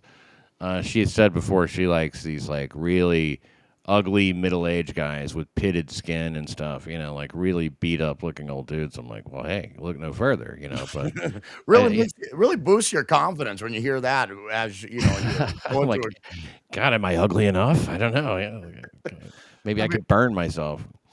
Yeah, right. Meet her halfway somehow. Yeah, I cut myself shaving. I'll just fucking dig in, or something. Look, I mean, I was never better to anybody. Just like, man, it's so funny, man. Even your best is just like, no, fuck off, you suck, Yeah. I took her on a helicopter ride in Vegas. I talked about this last night, because we were in Vegas, and she was, at this point where she's like, we never do fun things. We never do anything it's like the slightest bit exciting or whatever. So I'm like, okay, this is a tourist like fucking helicopter ride around the strip. But, that's kind of cool. She'd never been in a helicopter before. And, it'll be cool. You dip around and stuff. It was fun. All right, so we get off, and there's another couple who gets off, at the same time we do. We all get off at the same time after having this really nice thing. And then she goes, and then I said to, like, this couple, I talked to the guy, and I'm like, wow, that was crazy, wasn't it? That was wild. Whatever we said, just like sort of acknowledging each other. Mm-hmm. And then in the car, she starts crying. It turned out later, the reason she started crying and the reason the whole thing fell apart, and she realized how incompatible we were, she was saying, like, after this, we are not supposed to be together. I'm sure of it. This proves we're not supposed to be together. I'm like, what? She finally tells me it's because I spoke to somebody else before I spoke to her after I made the effort, got the helicopter ride lined up and got on it and gave up something else that I wanted to do even. She told me the exact same story, but her rendition was, you talked to him this whole time, like you guys were on the helicopter having a back and forth nonstop and didn't even breathe a word to Felicia, which is pretty difficult to talk to somebody when you're on a helicopter, I would about imagine, It's impossible. Yeah. You can't. There's no talking. None. It's loud in there, and you're wearing like it just, there is zero talking. Mm-hmm. Did I talk to this guy the whole fucking time? Wow. From what I was understanding. So, I'm probably going to be misquoted when she's like, no, you're wrong. You're wrong. I don't think she'll dig this deep. I think she's going to be like, I did not do that. But that is exactly how it went. I exchanged like a sentence or two with this guy, and that made it, we were completely incompatible. Yes. You can't talk on a fucking helicopter. No, it's impossible unless you guys have in-ear monitoring and microphone set up. Yeah, it ain't happening. Which we could hear the guy, the pilot, when he would talk. Right. But we didn't have mics. Yeah. They're going to give us all mics to communicate with. I mean, like, as I recall, it was she and I directly next to each other. There's no one, no, that's why the reason I fucking talked to the guy and acknowledged him is because, well, now we can talk. Yeah. We've been through this whole, like, it's like being in an elevator with somebody forever, and, you just don't say anything. And then let's say the elevator takes you on a fucking tour of the city. and, Absolutely. And dips and everything. It was just, like, worth talking about. The point being, man, it's more impossible than people realize. Anyway, who cares? And that's in the past, and I think that like you, like, man, there's never a better time when people break up with somebody. I always tell them, you are lucky, and you're in the best place you'll ever be. Breaking up with somebody is the best thing ever. Since Pat won't ask, I will. Do you think Felicia is hung up on him for whatever reason? I don't think so. I honestly don't think so, Beth DeSanto. I think I was just training wheels in certain ways for her to get back into her love life. I don't know. I think she means hung up on me. Oh, well, yeah. Well, yeah. Sorry, I thought I was on my stream for I think that's what she meant. Let me read it. Since Pat won't ask, I will. Do you think FG is hung up on him for whatever reason? Yeah, I think that's what she means. Yeah, you think so? I think so. I think so. But I don't think so at this point as a partner. I think now it's just like some kind of a mission that she's on or something. I think now it's like she has this like look, oh fuck, I don't even want to get into her head, but it seems like she's trying to prove some point or something. Although like do you remember when you guys were in fucking Minnesota the first time you got together and Yes. Kevin goes, "Are you over Pat Dixon?" And she's like, "Yeah." And he goes, 100%, and she paused and never really said anything. I mean, you had just traveled, some distance, to visit with this girl. How did you like hearing that? I mean, like, did that even register with you? Oh, that kind of, yeah. It was like, okay, she ain't saying anything. I don't know if that's her way of saying, okay, I'm not even gonna dignify this with a response. But there was the one that it took me was like a mongoloid comparison, or to a Devo record, and I was like, and she's like, oh, that kind of looks like you, and I'm like, oh, okay, got it. So I put that in my head. She said that the mongoloid character on a Devo record looked like you looked like a mongoloid. Yeah, it was that type of take, and she did that live, and I'm like, oh, got it. She's trying to be funny, and I'm like, okay, what if I was that funny live? What would happen? So it kind of pushed me to this level, like, where do we go from here? And when we're live together, which I think being on stream with her, I thought was, it was all right to have a bounce back with another individual, but I was going after a new relationship at that time, and I'm like, here I am streaming with this girl that I'm just getting to know, and it was weird. It was a weird way to enter into a relationship. Holy shit! It sure fucking was, man. I mean, out in front and everything, and then at a certain point, she just disappeared. Now, what was that about? Disappeared? Let me see. I mean, from your streams. I mean, she would be on and people would be like, just like they're like, where's Timmons? They're like, where's Felicia? Yeah, I was doing streams by myself, and I said, I always say once in a while, I was like, would you like to come on? And yeah, I thought about it, and then it's like, we never really crossed that bridge. I just start the stream, and she never really popped on. But when she had a stream, I helped her with some technical stuff here and there, and to help her respective stream. So she wasn't into like being like a pair there. This is something that I'm very curious about, and like whatever, you don't have to talk about it if you don't want to. But like I remember right during the Stuttering John weekend, she kind of disappeared, and then and you could tell she wasn't around. You were like really. You were very upset, because you were losing status with Kevin, and you're losing, which makes you feel. I know how that makes you feel. Like, oh my God, this is the thing that I had going on, and like that's gone, and holy shit, and now she's gone. And when she came back in, you mentioned camping. You're like, how was your camping trip? And she's like, relaxing, and whatever. And she's like, oh, it was spring, and you're like, oh, how was it? And she's like, oh, babbling. I mean, it was weird. She came back in. It was August, and she had on a winter coat and freshly shampooed hair. And I'm like, what? First of all, why the fuck would she leave and go camping? Second of all, what camping trip do you come back from, especially in August, with a winter coat and freshly shampooed hair? Like, what the fuck was all that? I don't quite remember that moment. I do remember we might have joked about something, and it was in reference to that. How was the camp out? So maybe there was never a camp, just to say. I think she threw the jacket on just as like, okay, I'm going live. I'm going on the stream. Why get all gussied up? I'll just throw this heavy jacket on and I'll be good. One of the things. So I don't think there was many more to this camping thing that was being talked about.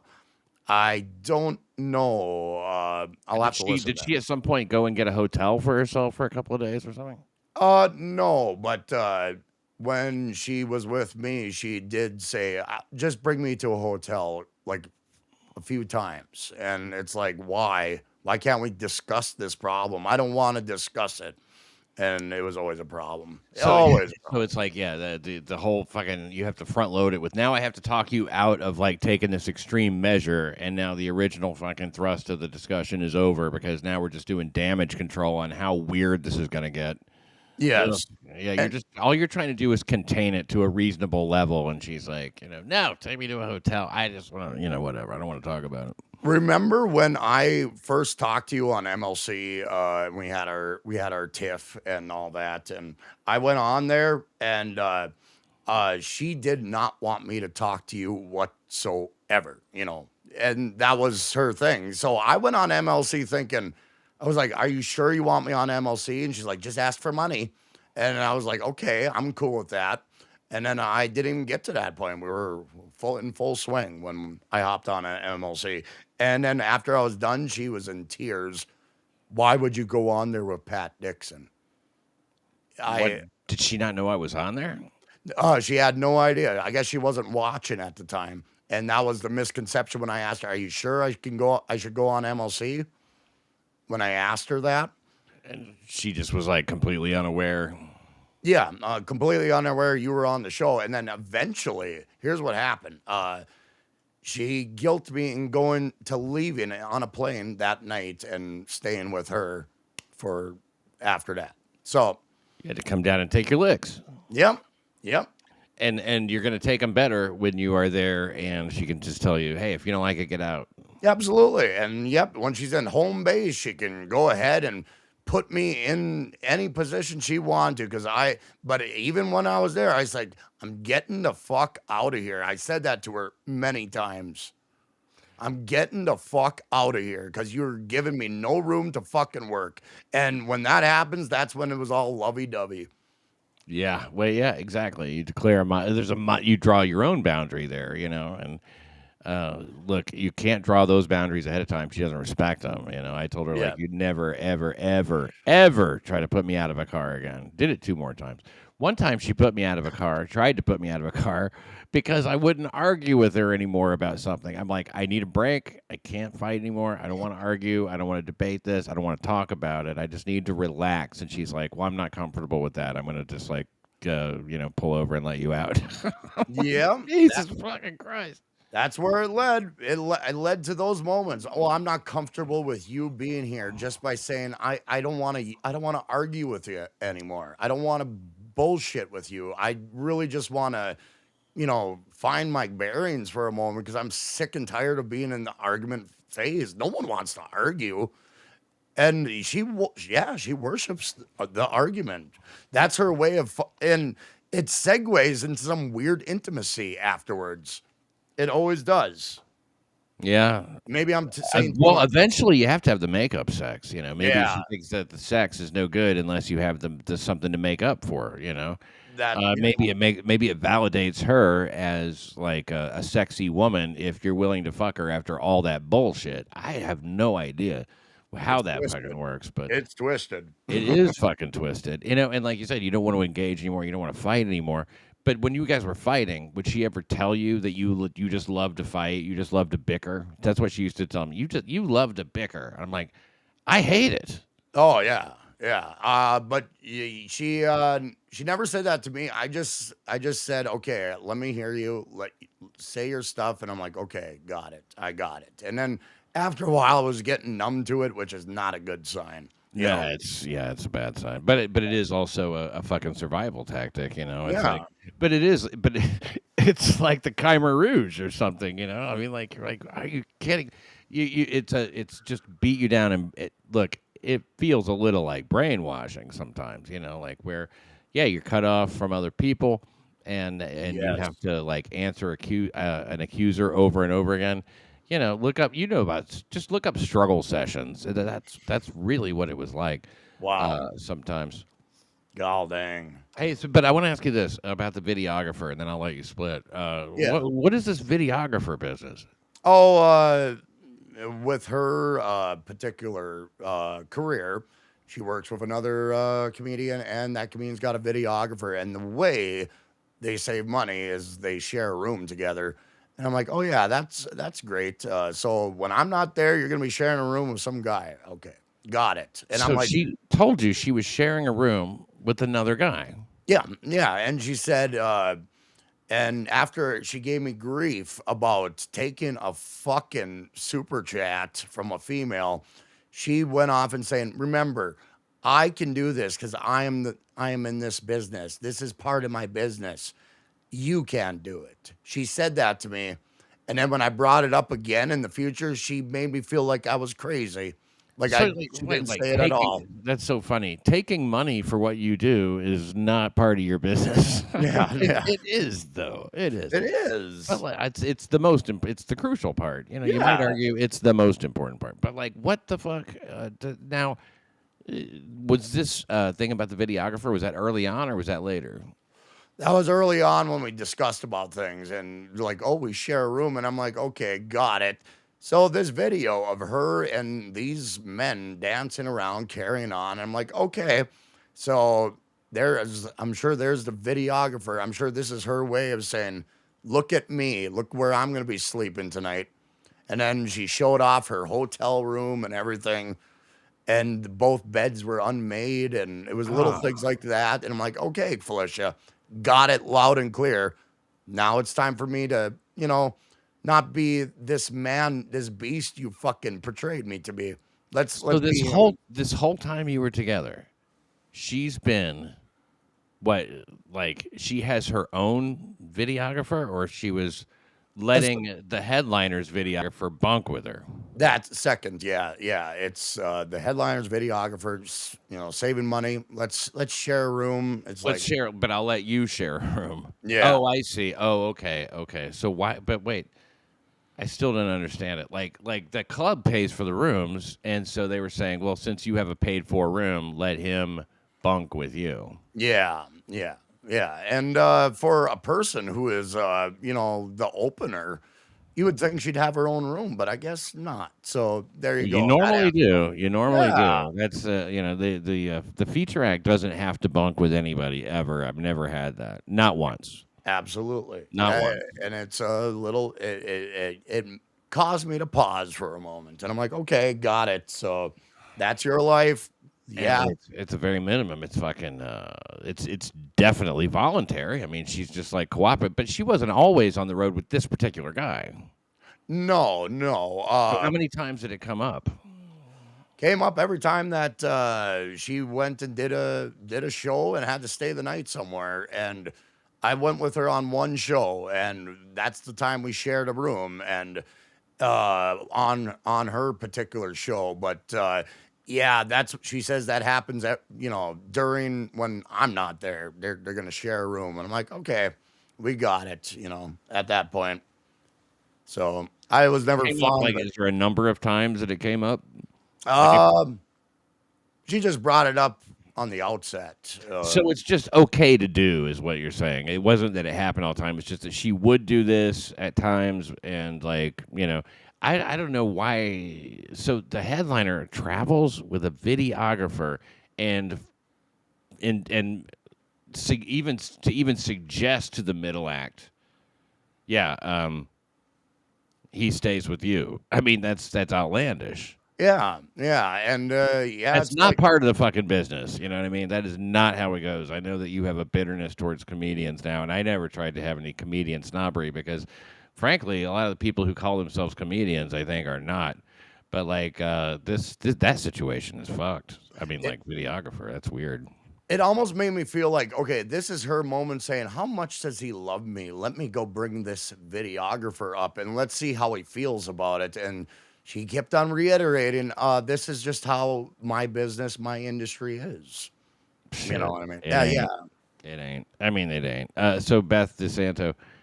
Thank you again. $9.99 and Karmicx. KXL. Okay, posting that stuff and talking to MKE is baiting you to react and then call you crazy. Dixon, tell him. Yeah, I mean, I'm not always the best at spotting shit like that, but I suppose my thought on why she was doing that was she's trying to get a counter narrative out there because she sees that, this thing is very public. It doesn't necessarily make her look good. She probably figures that you're going to have a story to tell, which you do. I don't think that you're saying anything that it's like out of line or anything like that. Personally, you're not throwing anybody under the bus. But you have things that you're trying to look. There's no better person to talk to about it than me. I'm the only one, really. Pretty much. I didn't have anything like that. I had no reference point on it. It was I was just flying fucking blind. But yeah, I mean, I don't know. Maybe she is trying to like fucking bait you and get you to react. I mean, did you watch the MKE stream with her? No, I didn't. And from what I heard secondhand, it's like, yep, I knew exactly all along that's where it was going to lead. When I envisioned the worst case scenario of how this would work out, I'm like, yep, this is exactly where we're going. And it's like, let's play. Here we go. I didn't really. It was weird, man. It was. MKE is such a awkward interviewer, that he doesn't. He kind of just was like.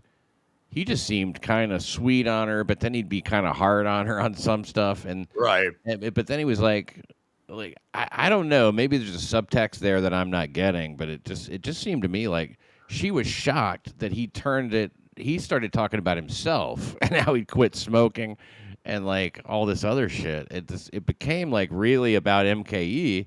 And, you could hear her get relieved and, like, settle into this role of, like, oh, okay, well, I suggest this and stuff like that. I mean, she was not on the hot seat, and I don't know, man. It was odd. It was certainly it's one of the weirdest little 30-minute things. You should watch it, just to see how it makes. I mean, like, I would watch it with you, but like, I'm sure you don't have time. But like, so you didn't watch her on Clown Town either, huh?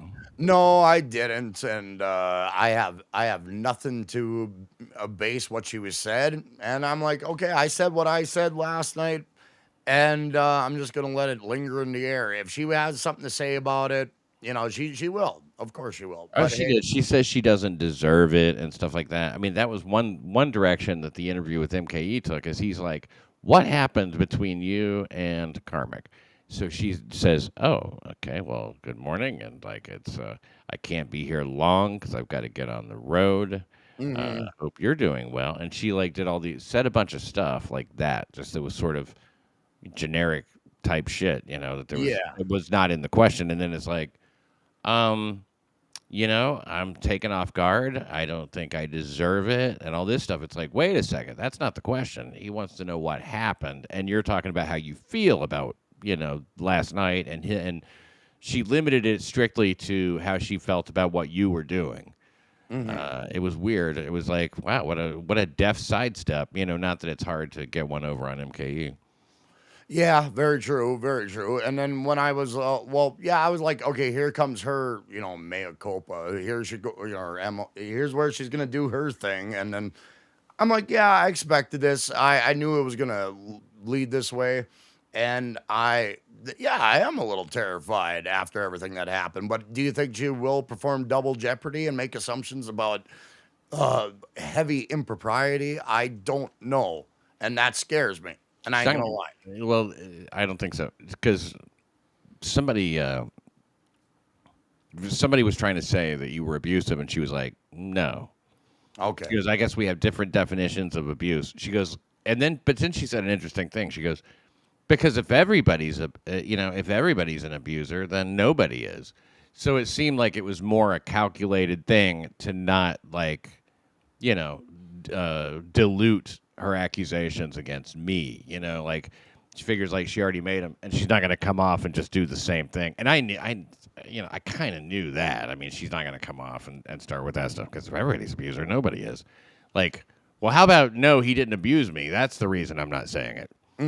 Not because if everybody's an abuser, then nobody is. I mean, that's, it's kind of fucking, it sounds like a calculated answer to me, but whatever. Yeah. If everybody's an abuser, then nobody is. How about I'm not saying he abused me because point blank, he didn't.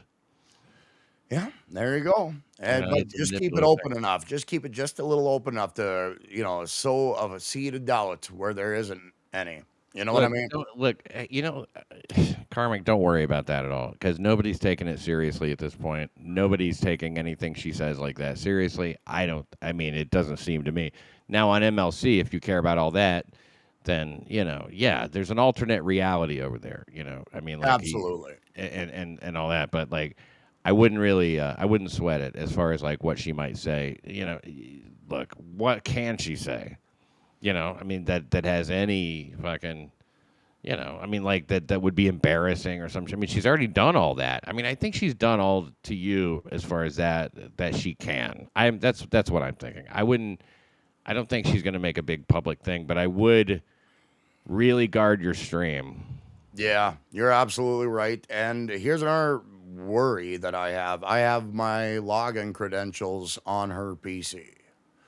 Well, change them. Yeah, I best do that quickly. I mean, I can't believe you haven't yet. You're out of your mind? I've been lost in the shuffle for the last 24 hours. Go do that right now. Just tell me you'll go do that right now. I will. As soon as this is over, I'm changing things. So, yeah. Okay, yeah. Handle that, man, because that's it's a little problematic. It is a little bit, man. You and Jesus. So her okay.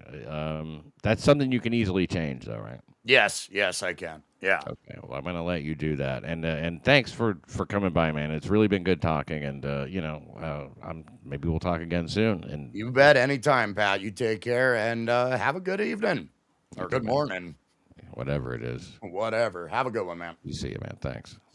Karmicx. In the most unexpected fucking appearance of the year. Hit the like button. But yeah, that's what happens when the Clippers want to become story writers. You're talking about psychotic obsession. Doom started honing in on me lately and going after me and all this shit. Yeah, but he's looking for content. How much do you think Pat Dixon paid Doom to do what Doom's been doing? Because I think that happened. Doom trying to expose me. Hey, Doom, why don't you suck a cock, you stupid fucking bitch? Doom is threatening him left and right. That is wrong, Doom. You should be shamed. Nothing but shame. That's how I feel. Should I turn you into block? Should I block your fucking ass? Doom, I'm going to get rid of you, and you're going to jerk off over it. Bye-bye. Dumb twat. Doom. Sick of you. Doom, you're gone again. That's it. I'm so sick of you anyway.